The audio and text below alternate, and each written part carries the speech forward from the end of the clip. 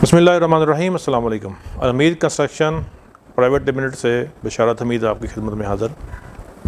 ख़वातीन हज़रात, आज हम फ्लाई ऐश ब्रिक्स के हवाले से बात करेंगे कि जो लोग फ्लाई ऐश ब्रिक्स के बारे में बहुत सारे सवालात पूछते हैं, बहुत सारी हमें भी क्यूरीज आती हैं कि इसकी फ़ायदियत क्या है और ये कहाँ पे इस्तेमाल हो सकती है। तो इस सिलसिले में मैं आज थोड़ी सी वजाहत करना चाहूँगा जो हमने अपने तजर्बात से अख़ज़ की है।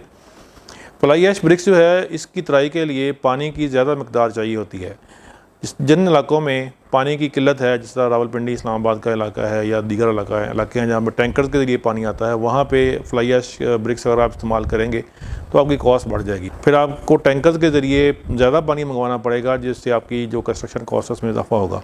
और फिर फ्लाई ऐश का जो फ़ायदा है रेट कम होने का, वो आप उसका अच्छे तरीके से फ़ायदा नहीं उठा सकेंगे। दूसरी बात यह है कि फ्लाई ऐश ब्रिक्स की अवेलेबिलिटी का एक बड़ा इशू है।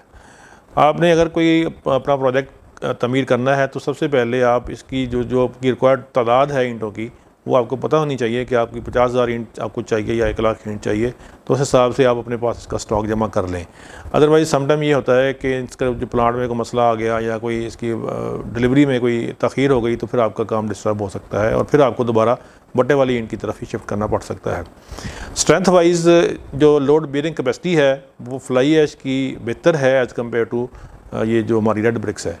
लेकिन फ्लाई ऐश का रेट कम है, बट्टे वाली ईंट महंगी होती है और बट्टे वाले आमतौर पे जब भी कभी सीज़न होता है या बारिशें वगैरह होती हैं तो फिर ये अपना रेट बढ़ा देते हैं, तो उसकी कॉस्ट और ज़्यादा बढ़ जाती है।